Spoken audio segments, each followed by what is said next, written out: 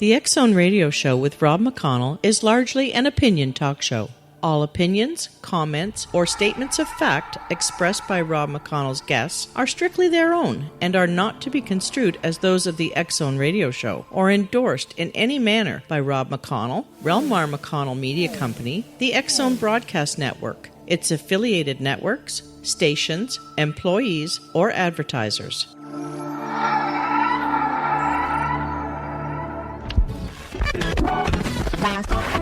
All Hit Radio.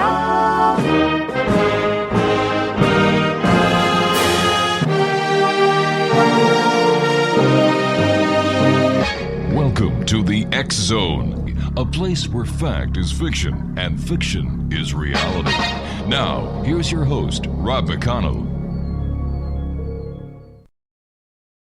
Welcome back, everyone. My name is Rob McConnell. Joel Richardson is my special guest this hour. He is a recognized authority on the subject of Islam.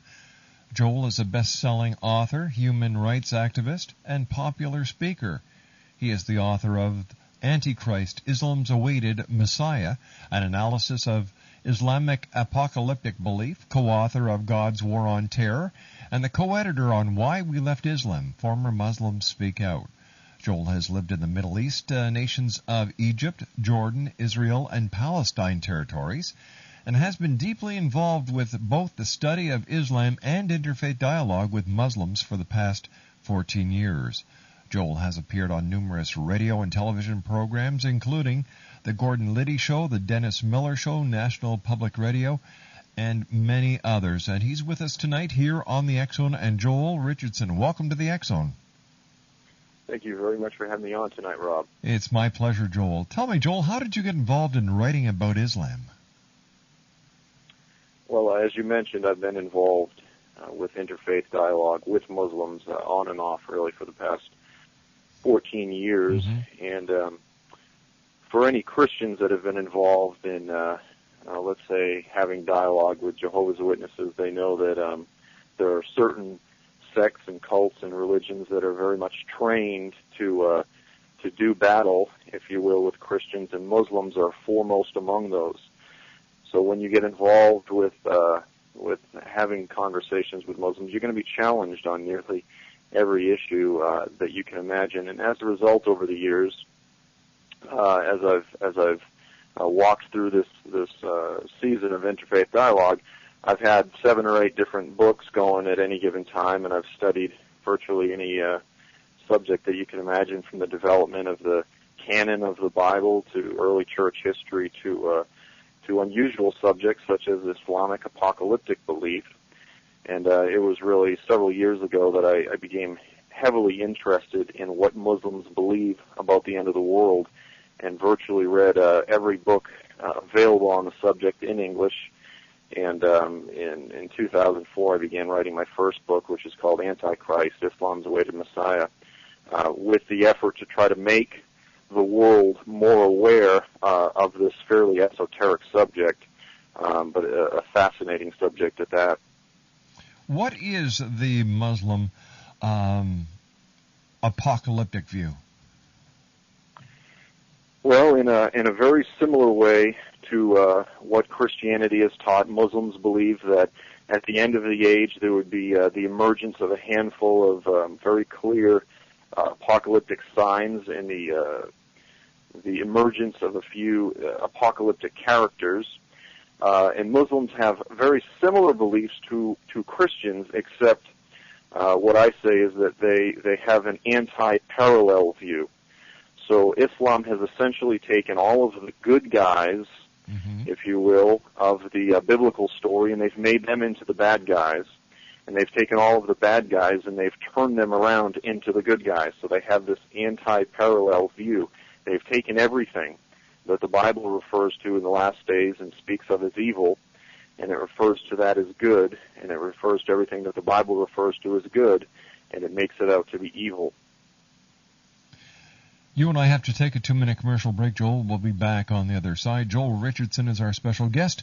His website is www.joels-trumpet.com, JOELS-trumpet.com. My name is Rob McConnell, and this is The X Zone, a place where people dare to believe and dare to be heard, Monday through Friday from 10 p.m. Eastern until 2 a.m. Eastern, and then the show is repeated in its entirety from 2 a.m. until 6 a.m. 1-877-528-8255 is toll-free. My email address is xzone@talkstarradio.com. Joel Richardson and I return on the other side of this 2-minute break as we continue live and around the world from our studios in Hamilton, Ontario, Canada, on the Talkstar Radio Network.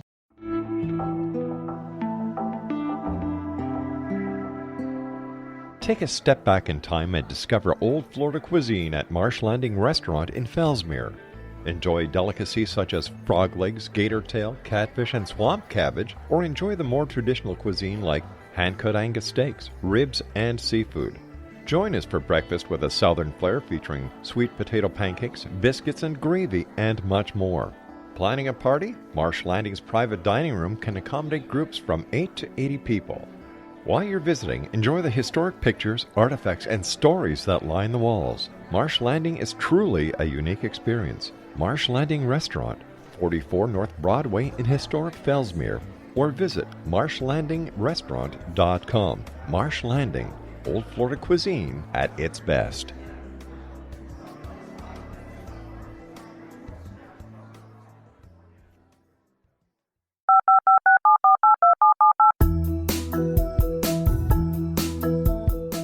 Did you know that when you're on the road with limited data or Wi-Fi, you can still listen to the X Zone radio show with Rob McConnell, The Science of Magic with Gwilda Wiyaka, X-1, Dimension X, Space Patrol, and every minute of the X Zone broadcast network by calling 213-401-0080, courtesy of Audio Now.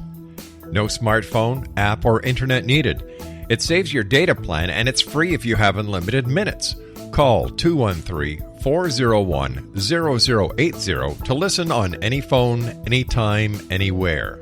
Remember, 213-401-0080 for the best of the paranormal, parapsychology, and sci-fi radio programming anywhere, 24/7, 365. Joel, is Islam truly a religion of peace, as President Bush and many others claim?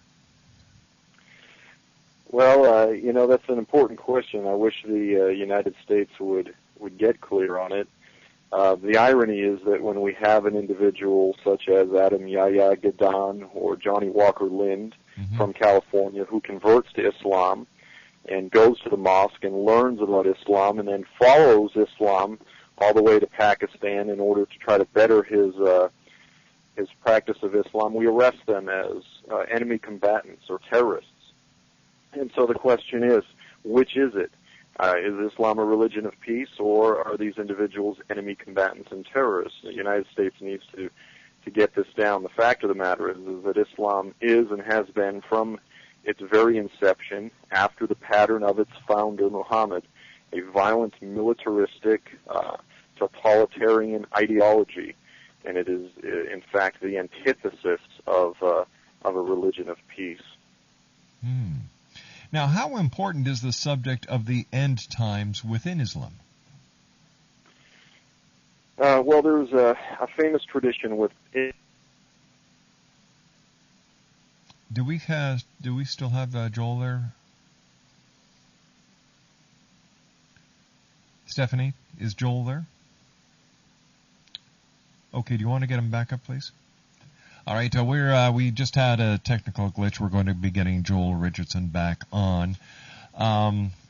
Joel is a recognized authority on the subject of Islam. Joel is the best-selling author, human rights activist, and popular speaker. He is the author of Antichrist, Islam's Awaited Messiah, the analysis of Islamic apocalyptic belief, co-author of God's War on Terror, and the co-editor of Why We Left Islam, Former Muslims Speak Out. And he's going to be back with me momentarily. Okay, he's back with us. Hi, Joel. Sorry about that, Rob. I've been having trouble lately here. Yeah, within Islam, belief in the end times is an essential belief. Literally, the Quran says you must believe in Allah and His Prophet and in the last day, and then in the angels and in the final judgment. So it literally mentions the belief in the last day immediately after, you must believe in Allah and His Prophet. It is an indispensable aspect of Islam. Christianity is belief in the end times has almost become an optional doctrine. Within Islam, it is primary. Now, what are some of the basic beliefs that Muslims believe about the end of the world? Okay. Well, let me get a little bit more specific. I was beginning to touch on it before the break. To try to contextualize it, within the Bible, the basic template for the end times is that there will be an individual known as the Antichrist, and he will be assisted by someone known as the false prophet. And these two individuals will gather a coalition of nations from throughout the world, and they will take this coalition, and as military leaders, they will attack the nation of Israel. They will establish their rule over the world from the Temple Mount. They will slaughter Jews. Eventually, the Antichrist himself will demand to be worshipped. The false prophet will assist him in this process, and they will declare essentially a one-world religion. Now, eventually, according to the Bible, Jesus himself will return from heaven to defeat these individuals, and he will return as a defender against the aggressors. Now, within the Islamic template, you have a character first and foremost known as Imam al-Mahdi. Now, some of you may have heard the president of Iran discussing Imam al-Mahdi. This is the primary Islamic Messiah figure. And he will be assisted, according to Islam, by an individual known as Isa al-Masih.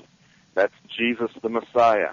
He will be the assistant to the Mahdi. These individuals will raise up a coalition of Islamic nations. They will attack Israel. They will slaughter Jews.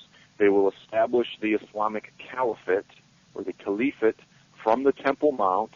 They will declare that Islam is the only religion that can be practiced throughout the earth. And then they will, as I mentioned, slaughter Jews and literally eliminate Jews, the final Holocaust. The famous Islamic tradition that is cited daily in the Palestinian mosques and really throughout the Islamic world. It was just this week removed from the University of Southern California website, is that the day of resurrection will not come until the Muslims fight against the Jews and kill them, until there are only a few Jews left hiding behind a tree or a rock, and the tree or the rock will cry out and say, "Oh, faithful Muslim, there is a Jew behind me. Come and kill him." And this will be carried out by the Islamic al-Mahdi and as who they believe to be Jesus Christ. Then, according to Islam, the Antichrist, who they refer to as Ad-Dajjal, will come, and he will be followed by Jews, and of course he will be defeated by Imam al-Mahdi and by this individual known as Isa al-Masih. So you can see how Islam has an identical story to what the Bible teaches, except it's completely twisted it on its head. I was wondering if you could tell us about what the Muslims believe about the mark of the beast. Well, this is another very interesting anti-parallel, because the Bible teaches that in the last days that all people throughout the world will be forced to accept a badge of identification, a mark, and there's been all sorts of discussion and debate about this, on their forehead or on their right arm.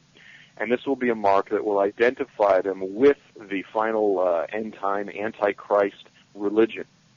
Now, what Muslims have done is they've borrowed and stolen from various Christian and Jewish traditions, and they formed their own apocalyptic traditions. And so when Muslims read about the beast in the book of Revelation, they don't realize that it's figurative, and the beast is actually referring to an empire. So Muslims believe that at the end of the age, a literal beast will emerge out of the sands of Mecca in Saudi Arabia, and this beast will be, surprise, surprise, he will be a good beast. And this beast will mark the foreheads of all true Muslims. He will have this sort of magic wand, and he will mark the foreheads of all true Muslims. So Muslims literally, with regard to the end times, are hoping and praying that they will be considered worthy to receive the mark of the beast. Everything is turned right around. Yep, exactly.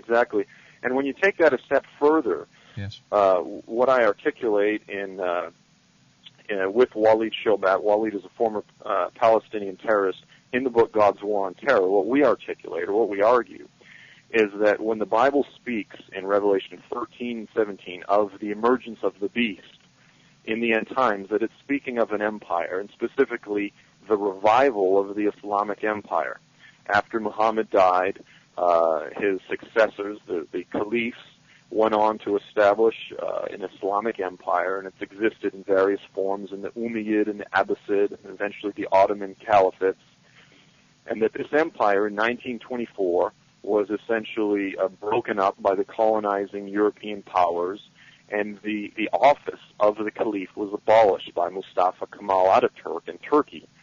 And what we argue is that in the last days, this empire will revive, and it will reform throughout the Middle East. And in fact, we're seeing that very thing taking place today, and that we will eventually see the reestablishment of the caliphate. So this is what we believe is the beast, if you will. It is this being that's described, as this beast with 7 heads and 10 horns and so forth. And so, interestingly enough, again, Islamic tradition teaches that the beast would emerge from where? It is a beast that would emerge from out of the earth, from Mecca. So, in the Bible, again, I believe that the Bible teaches that the last days empire would literally emerge out of Arabia, out of Mecca, out of the womb of Arabia, from where Islam burst forth. You would eventually have the bursting forth onto the earth of this Islamic beast empire. And likewise, Islam teaches that the beast would emerge out of Mecca to mark the heads of all of the true Muslims. There are so many similarities, and yet there are so many differences. And where did all this come from? Well, Rob, I'm not sure about you, but when I look at this, to me, when I look at the various design throughout the earth, I look at all of the various laws of science, I see the clear hand of a designer. I see intelligent design. Yes. And when I look at the multiple parallels, I say, this is more than mere coincidence. This is more than mere coincidence. And really, for someone who does believe in the Bible, the only option that one is left with is that there was the hand of an intelligent being, an intelligent evil being, in the history and the development of Islam. And that being can be none other than Satan, than Lucifer. There are various human reasons that Christians were converting to Islam back and forth, and traditions were borrowed, but the end result is that Muslims throughout the world today have been set up. They have a 1,400-year-old prophetic tradition that teaches them to welcome the Antichrist when he comes with open arms, as if he is the Messiah, as if he is their Savior. Joel, stand by. You and I have to take our news break at the bottom of the hour. Joel Richardson is our special guest. www.joels-trumpet.com. Joel and I will be back on the other side of the news as the X-Zone continues right here on the Talkstar Radio Network from our studios in Hamilton, Ontario, Canada. Monday through Friday from 10 p.m. Eastern until 2 a.m. Eastern, I am here with you, the members of the X-Zone Nation. Our websites, www.xzoneradio.com, xzonetv.com, and xzoneipod.com. We'll be back after the news. Don't go away.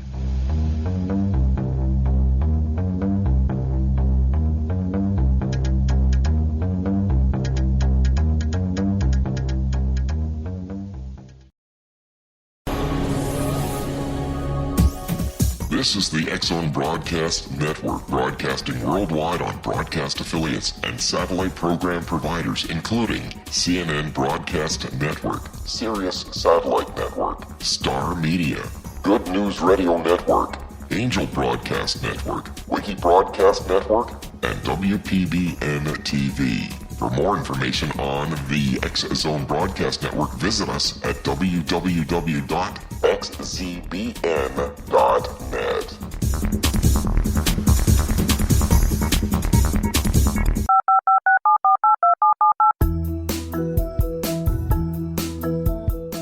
Did you know that when you're on the road with limited data or Wi-Fi, you can still listen to the X-Zone Radio Show with Rob McConnell, The Science of Magic with Gwilda Wiyaka, X-1, Dimension X, Space Patrol, and every minute of the X-Zone Broadcast Network by calling 213-401-0080, courtesy of Audio Now.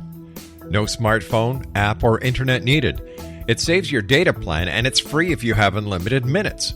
Call 213-401-0080 to listen on any phone, anytime, anywhere. Remember, 213-401-0080 for the best of the paranormal, parapsychology, and sci-fi radio programming anywhere, 24/7, 365. Joel Richardson is our special guest. His website is joels-trumpet.com. And Joel, is there any way that we can all live in harmony without this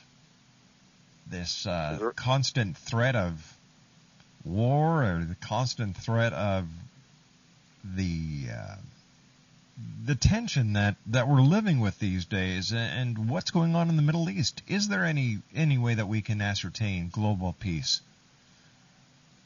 Well, absolutely. The day will come, as I mentioned, when Jesus himself will return from heaven, and he will destroy those who are bound and determined not to have peace.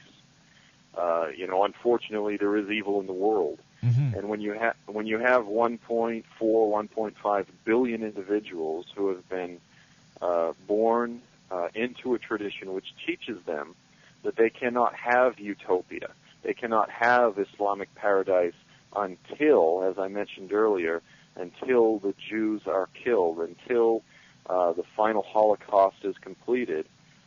How can we expect the nation of Israel to sit down at the table with individuals like this who are determined to kill them and treat them as peace partners? It's really unfair of President Bush and Condoleezza Rice to go over and expect the Israelis to accept a peace with a people, 70% of which want to see them destroyed. Now, as you mentioned earlier, I've lived in the Middle East, and yes. A good percentage of the Israelis are members of the Labor Party. They're individuals that want nothing more but to have a place somewhere in the world where they can raise their children without fear of being killed simply because they're Jews. And for that reason, the Bible gives us the glad tidings that the day will come when Jesus himself will return, and he will give the nation of Israel peace with her surrounding nations, the surrounding neighbors, but the peace will come after victory. The peace will come after Jesus himself specifically destroys the nations that are bound and determined to destroy Israel. And unfortunately, until then, we won't have peace. What was it like living over there? Well, it depends where you are. The nation of Israel itself is a very, very, very liberal nation. The majority of Israelis are not religious. In certain places, it's not much different than living in San Francisco. Mm-hmm. And definitely a very, very loose society. On the other hand, when you cross the border from Israel into Egypt, it's similar to crossing from, San Diego into Baja, Mexico. You've entered into a completely different world. And now let me mention, I've obviously been a little bit hard on the Islamic tradition. I love Muslim people. Arabic culture is an incredibly hospitable culture. People will welcome you into their homes to sit down, to drink tea, to chat. And there is certainly a majority of Muslims who are, and I'm not going to say moderate Muslims, I'm going to say they're liberal Muslims. Although they are raised under Islam, they choose to follow their conscience as opposed to following the example of Muhammad, who himself was a very violent individual, a very narcissistic, controlling individual, filled with intolerance and hatred. And so there are certainly many Muslims that are liberal Muslims who do not follow strictly the violent tenets of Islam and so forth.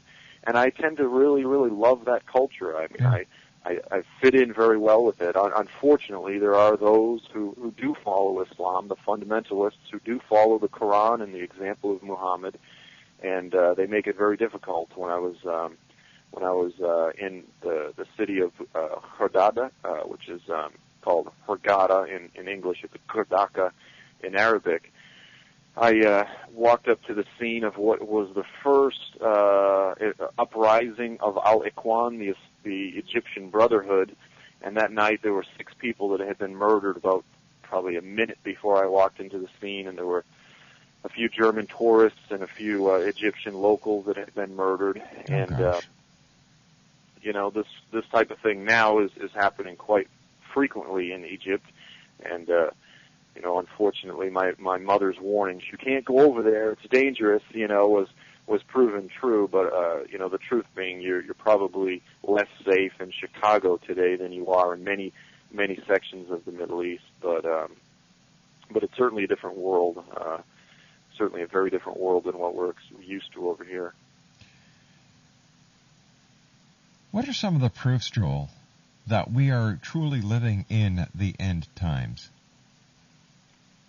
Well, as I mentioned earlier, the Bible makes it very clear that in the last days there would be an empire that would reemerge from the Middle East. Mm-hmm. And the Bible gives us very specific names and locations of the nations that would be part of this last days empire.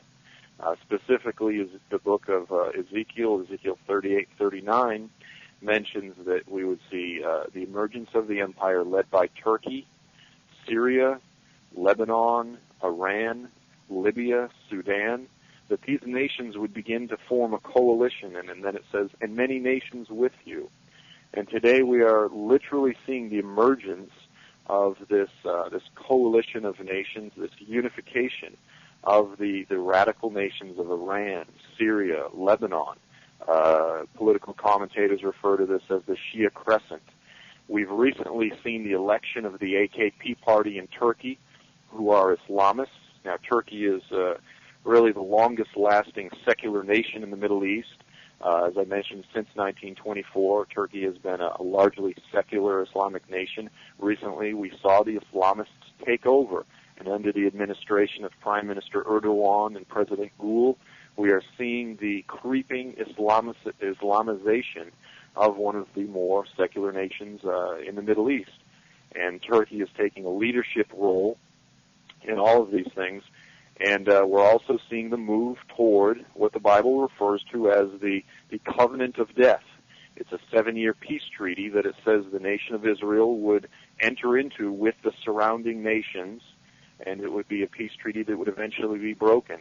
Now, I mentioned some of the parallels and the anti-parallels earlier between Islamic apocalyptic belief and what the Bible teaches. The Antichrist, according to the Bible, would enter into this 7-year peace treaty with Israel, and then in Islamic tradition, the Islamic Mahdi would also specifically rule for a period of 7 years. So the Islamic Messiah figure would reign for 7 years, and he would enter into a covenant with Israel specifically during that time, and this covenant would be mediated with an individual who they say would be a Levite, a priest. And so there again you have another very strikingly clear parallel. So as we're seeing in the Middle East, we're seeing the push now, even under the Bush administration, for a peace treaty with between Israel and the surrounding nations. We're seeing the beginning of the emergence of this revived Islamic Caliphate. We're seeing all of the signs that the Bible says would be present in the last days. We're seeing them emerge right before our eyes right now in the Middle East. Joel Richardson's our guest this hour, Exonation. His website is www.joels-trumpet.com. When you're out talking about your books, Joel, and you're meeting people around the world, what is the general feeling about people when they're talking to you about Islam? And are people necessarily totally negative towards Islam, or are they just wondering why there's so much hatred, so much negativity. Well, as you know, Rob, the ideas of religious pluralism really dominate the Western mindset, and so many in the United States and in the West would just love to believe the old adage that all paths lead to the same place, and that all religions at their core are essentially good, and all religions are essentially from God, and they all share these common traits. But they failed to take into consideration that perhaps 1,400 years ago in the Middle East, that someone like a David Koresh or like a Jim Jones rose up, a cult leader, a narcissist at the core, and rather than being wiped out in the jungles of Guyana, or rather than being, murdered by the American government, Muhammad succeeded and his religion spread. And unfortunately, as I mentioned earlier, there is evil in the world.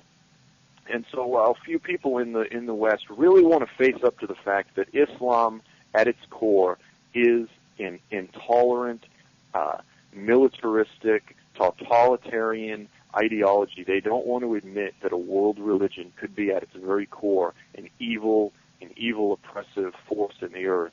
They don't want to face that fact. They'd rather say Islam is a religion of peace that's been hijacked by radicals. The fact of the matter is that anyone who truly studies the source text of Islam, who truly studies the life and example of Muhammad, will have nothing other than to admit the fact that it is an evil religion. Let me just give you another few examples. Sure. The Bible says that the Antichrist, in the book of Daniel, would show no regard for the desire of women. And that's been debated as far as what that means. But a lot of people say it simply means that the Antichrist would show no regard for women's rights, for the desires of women. Now, it was Muhammad himself who, in his 50s, married a 6-year-old girl and then consummated that relationship just before her 9th birthday when he was in his mid-50s. It was Muhammad himself who claimed to have a vision of hell, and he declared that the majority of the inhabitants of hell were women. It was Muhammad himself who, in discussing the Islamic law, that in court the testimony of a woman is only half as good as a man, and that you need 2 women to equal the testimony of one man. And Muhammad said, well, that is because women are deficient in intelligence to men.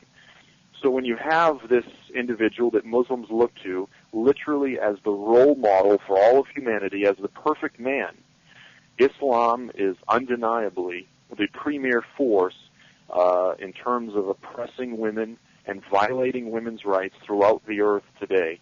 And there is no one, whether they're the most, given over to religious pluralism and determined to believe that all religions are good. There is no one who will concede to the notion that that is good in any way, shape, or form. Just in Pakistan, just this past week, a 9-year-old girl who was married to a man in his 40s desired to be divorced. As a result, her family killed her because she was bringing shame to the family. A 9-year-old girl married to a 40-year-old man.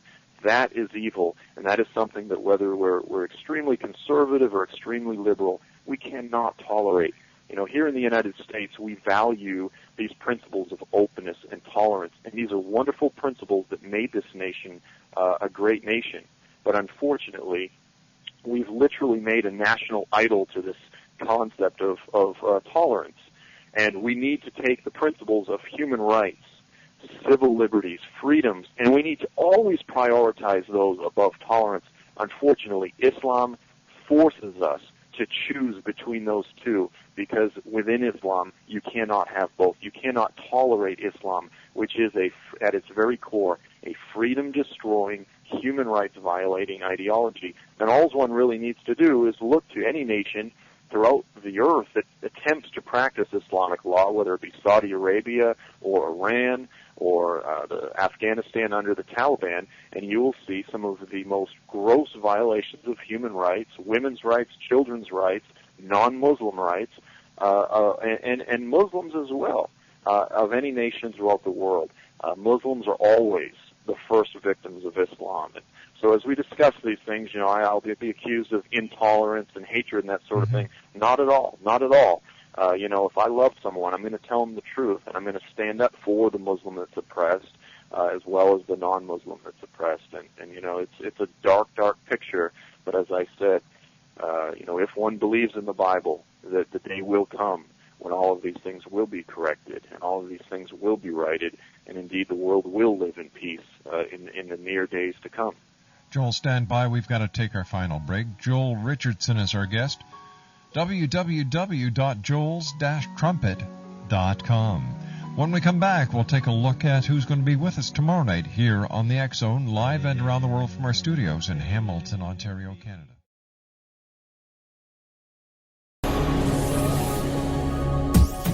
This is the X Zone Broadcast Network, broadcasting worldwide on broadcast affiliates and satellite program providers, including CNN Broadcast Network, Sirius Satellite Network, Star Media, Good News Radio Network, Angel Broadcast Network, Wiki Broadcast Network, and WPBN TV. For more information on the X Zone Broadcast Network, visit us at www.xzbn.net.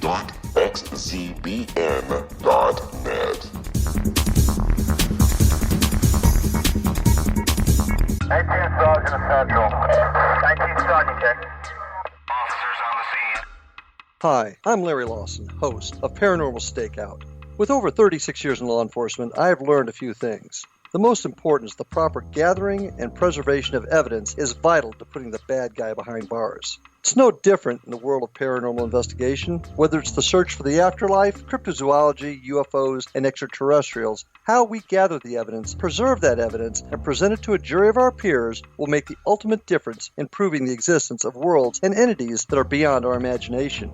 Join me, Larry Lawson, every week on Paranormal Stakeout when, along with my guests, we'll take a journey to prove with indisputable evidence what man has struggled to believe for centuries. Go to xzbn.net for the broadcast schedule and check me out at paranormalstakeout.com.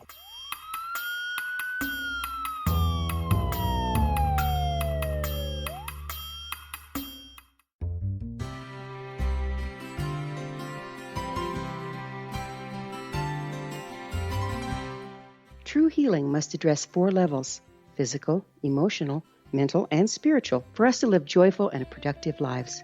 We tend to treat 3 of the 4, leaving the spiritual languishing. If you're tired of the same dysfunctional patterns cropping up in your life, Soul Balancing is for you. Trixie Phelps, owner and founder of Soul Balancing, is a naturally gifted energy healer trained in numerous esoteric forms, including shamanism. Trixie has created a powerful modality that safely and effectively clears your energetic field. A soul balancing session can remove interference, heal trauma, and restore your hope. Contact Trixie for a life-changing long-distance session today. www.soulbalancing.world.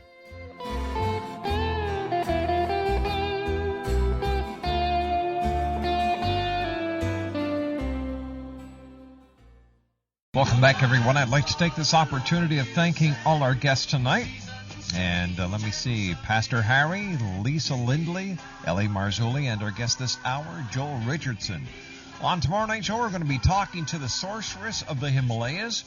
We're going to be speaking to Dr. Harold Katz about the connection between gun disease and cancer. Michael Horn joins us. He is the North American representative for the Billy Meyer Group. And Mitch Batros with Earth Changes Update. Joel Richardson is our guest this hour, www.joels-trumpet.com. And Joel, the younger people in the Islamic Muslim community, are they becoming more liberal, or are they still holding on to the old ways and continuing within the Muslim religion? Well, it depends where you are. In Iran, there's certainly the liberalization of a lot of the youth, but at the same side, in nations like Egypt today, we're seeing a revival of Islamic extremism. There's a lot of interesting trends throughout the Islamic world. One of the trends certainly worth mentioning is that there are many, many Muslims, really unprecedented in history in terms of the numbers of Muslims that are converting to Christianity. And one of the overriding reasons that many Muslims are coming to faith in Christ is due to supernatural dreams and visions. I was just speaking with someone on my blog, or they made mention that just this past week a man strolled up to their church and said, "Where are the Iranians meeting? I just had a dream of a man in a white robe with pierced hands who told me that he is truly God, he is truly the Messiah, and he told me to come to this church." Missionary accounts throughout the Muslim world are sharing stories in an identical fashion. Muslims are having supernatural dreams and visions of a man in a white robe who claims to be Jesus Christ, who is leading them to supernaturally convert to Christianity. It's a documentable phenomenon that's taking place, but unfortunately there are as well many Muslims, young Muslims, that are being radicalized. And obviously we could get into the effects of the war on terror and all that's taking place, but it's a pretty wild time, the 1960s throughout the Middle East, I guess. Joel, I want to thank you very much for joining us tonight. It's been a pleasure talking to you, and I look forward to talking to you again here in the X Zone. Hey, you bet. Thanks for having me on, Rob. Take care, sir. Joel Richardson, www.joels-trumpet.com. Well, that's it for tonight, everyone. I'd like to take this opportunity of thanking each and every one of you for joining us tonight here on the X Zone. After all, this is truly a place where people dare to believe and dare to be heard. To my producer, the one and only Miss Stephanie, thank you, Steffi, for keeping us up on those 4 big satellites in the sky, Galaxy 4R, Telstar 7, Aglia 2, and on G3. To my wife and senior producer, the lovely Laura Rogers, thank you, sweetheart. And Exo Nation, we're going to be back tomorrow night at 10 o'clock as once again we cross this time-space continuum to this place that I call the X Zone, a place where people dare to believe and dare to be heard. Once again, on tomorrow night's show, we're going to be speaking to the sorceress of the Himalayas. Dr. Harold Katz is going to talk to us about the connection between gum disease and cancer. Michael Horn from the Billy Meyer Group, he is the North American representative for Billy Meyer. And Mitch Batros with Earth Changes Update. So until tomorrow night, if you have a child at home, give them a hug, give them a kiss. Tell them they are loved because they are truly our richest resource. And always keep your eyes to the sky and your heart.